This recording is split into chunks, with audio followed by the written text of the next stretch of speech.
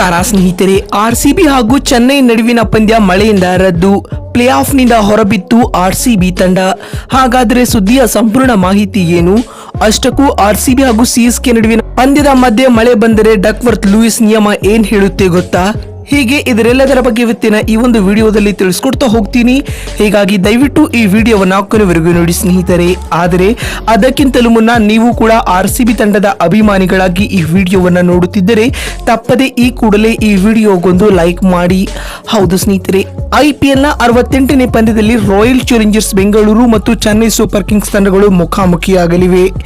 ಮೇ 18ರಂದು ಬೆಂಗಳೂರಿನ ಚಿನ್ನಸ್ವಾಮಿ ಸ್ಟೇಡಿಯಂನಲ್ಲಿ ನಡೆಯಲಿರುವ ಈ ಪಂದ್ಯಕ್ಕೆ ವರುಣ ಅಡೆಚಣೆಯನ್ನ ಉಂಟು ಮಾಡುವ ಸಾಧ್ಯತೆ ಜಾಸ್ತಿಯಾಗಿದೆ. ಏಕೆಂದರೆ ಮೇ 18ರಂದು ಬೆಂಗಳೂರಿನಾದ್ಯಂತ ಗುಡುಗು ಸಹಿತ ಭಾರಿ ಮಳೆಯಾಗುವ ಸಾಧ್ಯತೆ ಇದೆ ಎಂದು ಹವಾಮಾನ ಇಲಾಖೆ ವರದಿ ಮಾಡಿದೆ. ವರದಿಗಳ ಪ್ರಕಾರ ಮೇ 18ರಂದು ಬೆಂಗಳೂರಿನಲ್ಲಿ ಮಧ್ಯಾಹ್ನ ಗುಡುಗು ಸಹಿತ ಮಳೆಯಾಗುವ ಸಾಧ್ಯತೆ ಇದೆ. ಅಲ್ಲದೆ ಸಂಜೆ ತಾಪಮಾನವು ಸುಮಾರು 23 ಡಿಗ್ರಿ ಸೆಲ್ಸಿಯಸ್ ಇರಲಿದ್ದು 100% ಕೂಡ ಮೋಡ ಆವರಿಸಲಿದೆ. ಅಲ್ಲದೆ ಈ ವೇಳೆ ಮಳೆಯ ಸಂಭವನೀಯತೆಯು 47% ಎಂದು ತಿಳಿಸಿದೆ. ಅಲ್ಲದೆ ರಾತ್ರಿ ವೇಳೆಯೂ ಗುಡುಗು ಸಹಿತ ಮಳೆಯಾಗುವ ಸಾಧ್ಯತೆ 60%ಕ್ಕಿಂತಲೂ ಹೆಚ್ಚಿದೆ. ಅಂದರೆ ಆರ್ಸಿಬಿ ಹಾಗೂ ಸಿಎಸ್ಕೆ ನಡುವಿನ ಪಂದ್ಯಕ್ಕೆ ಮಳೆ ಅಡಚಣೆ ಉಂಟು ಮಾಡುವುದು ಬಹುತೇಕ ಖಚಿತ ಅಂತಾನೆ ಹೇಳಬಹುದು ಸ್ನೇಹಿತರೆ. ಇದರ ಬೆನ್ನಲ್ಲೇ ಭಾರಿ ಮಳೆಯಿಂದಾಗಿ ಪಂದ್ಯ ರದ್ದಾದರೆ ಯಾವ ತಂಡ ಪ್ಲೇ ಆಫ್ ಪ್ರವೇಶಿಸಲಿದೆ ಎಂಬ ಪ್ರಶ್ನೆ ಹುಟ್ಟಿಕೊಂಡಿದೆ. ಈ ಪ್ರಶ್ನೆಗೆ ಉತ್ತರ ಚೆನ್ನೈ ಸೂಪರ್ ಕಿಂಗ್ಸ್. ಏಕೆಂದರೆ ಸಿಎಸ್ಕೆ ಬಳಿ ಈಗಾಗಲೇ ಒಟ್ಟು 14 ಅಂಕಗಳೊಂದಿಗೆ ಪ್ರಸ್ತುತ ಅಂಕಪಟ್ಟಿಯಲ್ಲಿ 3ನೇ ಸ್ಥಾನದಲ್ಲಿದೆ. ಶನಿವಾರ ಮಳೆಯಿಂದಾಗಿ ಪಂದ್ಯ ರದ್ದಾದರೆ ಆರ್ಸಿಬಿ ಮತ್ತು ಸಿಎಸ್ಕೆ ತಲಾ 11 ಪಾಯಿಂಟ್ಸ್ ಗಳನ್ನು ಹಂಚಿಕೊಳ್ಳಲಿವೆ.